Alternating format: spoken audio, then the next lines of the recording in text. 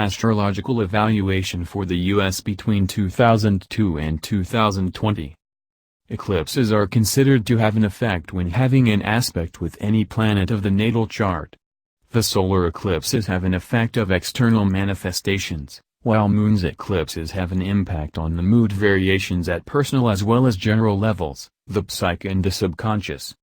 The impact of the eclipses can be felt at least for 6 months after from when they occur. In the particular case we are dealing in this article, we are analyzing the eclipses in the U.S. chart. On December 14, 2001 there was a solar eclipse belonging to the Saros series 132 at 22 degrees 29 minutes of the sign of Sagittarius. On December 30, 2001 there was a lunar eclipse belonging to the Saros series 144 at 8 degrees 41 minutes of the sign of Cancer.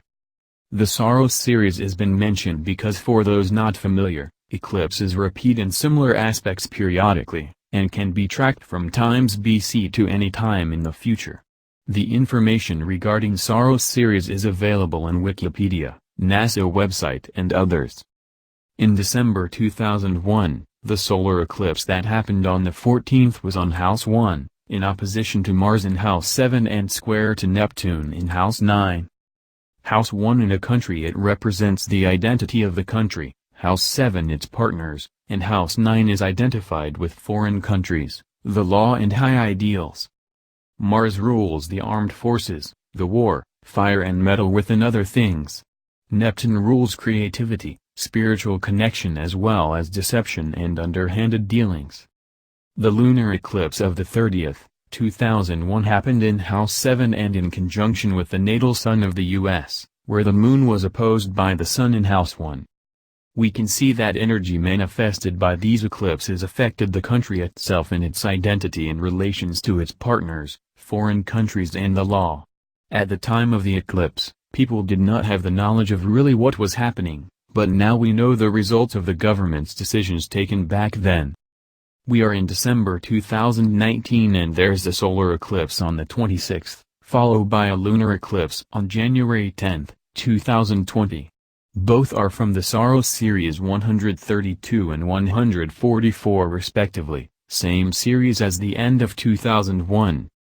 The solar eclipse on the 26th, 2019 happens at 4 degrees of Capricorn, is again in House 1 in opposition to Venus and Jupiter in House 7. Venus rules money, banks, art and beauty and Jupiter rules growth and expansion. With a solar eclipse in opposition to Venus in House 7, is talking about challenges with money or investments related to partners, other countries.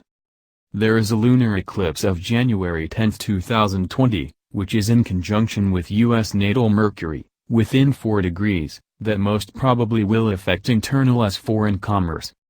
Now we will refer to another Saros series that will affect 2020, that was present during 2002. In June 10, 2002 was a solar eclipse at 19 degrees 53 minutes of the sign of Gemini belonging to Saros series 137. This solar eclipse made conjunction with Mars. To the already campaign against the Taliban in Afghanistan, we can add the focus on Iraq regarding the weapons of mass destruction, which became known in the following months after the eclipse. On June 21, 2020 similar solar eclipse Saros series 137 will happen at 0 degree 21 minutes of the sign of Cancer, and this time, instead of affecting Mars which is related to armed forces and wars, will conjunct U.S. natal Venus. This eclipse will add strength to the one that happens on December 26, 2019, with an impact on money and banks.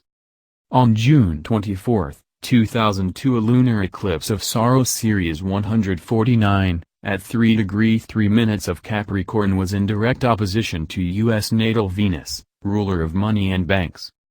The following lunar eclipse of series 149 is coming on July 5, 2020 at 13 degrees, 30 minutes of Capricorn, and this will have an exact opposition to the U.S. natal Sun. The Sun represents the government in the U.S. and we should expect some type of event that will affect the government or the mood of the people toward the government.